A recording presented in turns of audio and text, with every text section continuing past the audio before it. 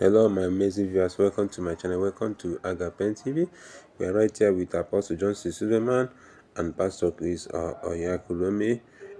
Apostle Johnson Suleiman has come out to narrate a story of what happens to him, and Pastor Chris has come out to give an important message which you will learn a lot from me.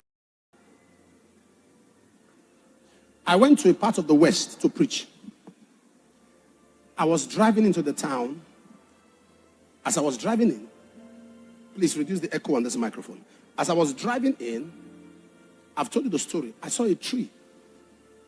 By the tree, I saw two poles. One on the left, one on the right. And above it, the place is in Owan East. Above it, there was another pole with charms. I've told you the story. Charms. So if you are entering that particular part, you must drive under, because the pole, they are very high. You must drive under. You must walk through, whether on a bike or on a car. You must walk through it. So as we are getting close in the car, I said, stop. I looked up. I said, no, I won't pass under this. Because the Lord said to me, as people drive and pass under, they submit their wealth. As at that time, there was no light in that place. No infrastructure, no development. They submit their wealth.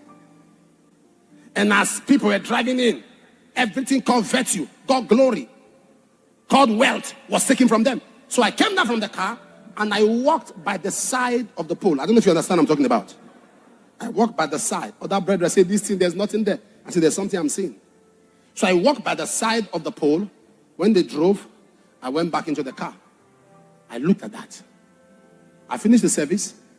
When the service was done, at night, somebody say at night, I got some brothers. We drove there. We shook the pole, shook the pole, shook the pole. Did everything we could. One fell down. Collapsed. We went to the other side. Shook. Collapsed. What I'm telling you is around 1998. Were you with me that day? Okay, you were with me that night. He was with me, so I have a witness of what I'm saying. We now gathered all the charm. We put fire. Burning that thing was another long story. When we burnt it, we went back to where we were staying. We didn't see anything. I was there for a program. The next day, the town was on fire. They summoned their chief priest. The chief priest said people should gather at the market square. They gathered, and the chief priest pointed the family that they are the ones that destroyed the charm. So we are there, we are in the crowd, we're looking at them. They were talking that this man, yesterday, when the man scattered, we're just looking at the fake chief priest, very fake. I turned to the around me as this man is not seeing anything. When I saw they were about to lynch that man, I came out. I said, excuse me, I'm the one. The chief priest said, no, you are not the one. I said, shut up, you are not seeing anything. I'm the one. I said, but please let the oracle fight for himself. Let your God fight for himself. If things remain the same after now, you can come for me. Why did I give that illustration? People were going under. There are virtues being sold. There are many people who are following politicians and their life is useless. I'm not against politicians, but I'm telling you, there are politicians that take virtues from people, glory from people. There are schools, you have to be sensitive. There are schools you carry children to and they will never be brilliant. It's not a function of the school. It's covenants that be entered. As the woman opened the school, she was given an instruction that we need 40 children.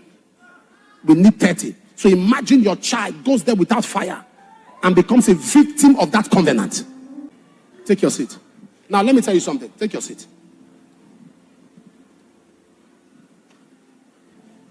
There is something that sponsors foundational powers.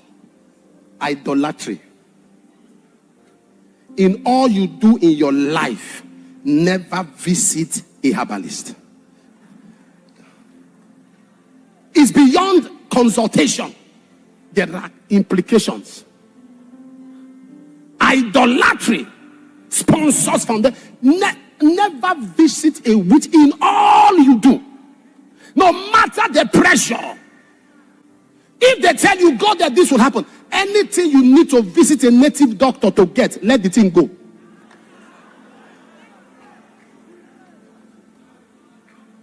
Anything you need to involve witchcraft to acquire, please let it go. Because anything you get by witchcraft, you keep by a higher witchcraft. So it doesn't stop, it becomes a chain.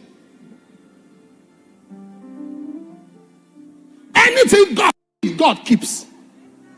So if you got a husband by charm, you need another charm to maintain him. And when somebody who has a higher charm, I saw a woman with children. One Bible study, she came and greeted me. I said, how are you? He said, fine. I said, wow, beautiful children. Where is their father? She begins to cry.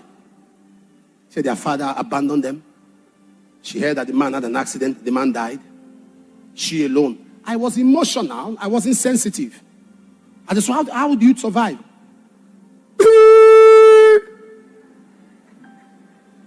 I said, leave their school fees, leave your rent, leave everything. Every month we'll give you some stipend. Thank you, sir. Oh, Jesus. And I was doing that.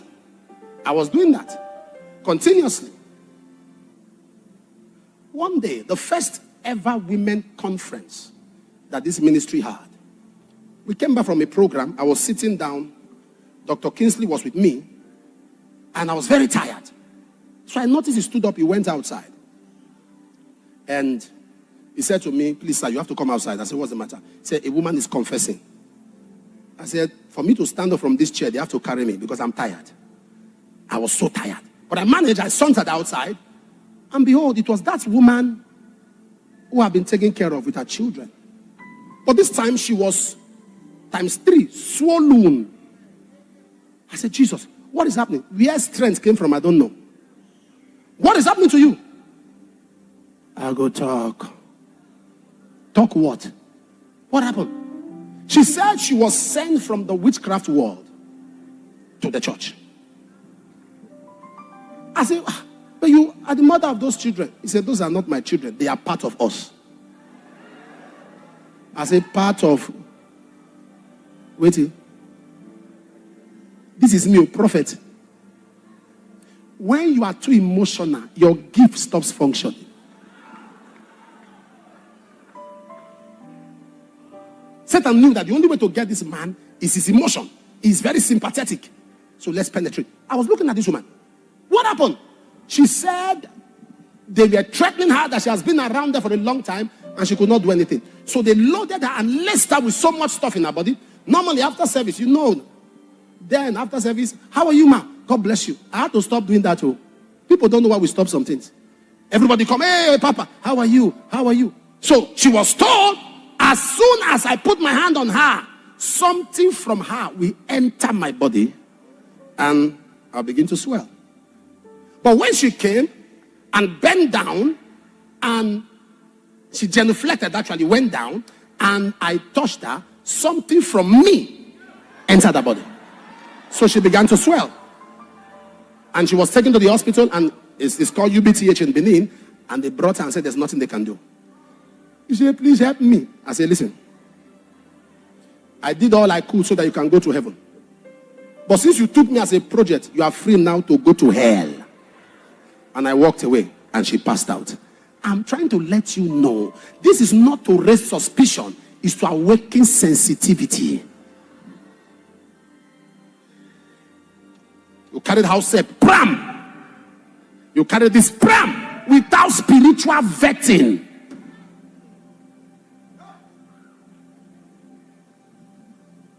Am I communicating here? Don't be scared though. Don't be afraid though. Because the way you are looking uncomfortable now. There are altars. And there are people that empower altars. I I make declaration to you. Listen to this before you say amen. Your household, your children, your loved ones, they will not be victim of satanic agents.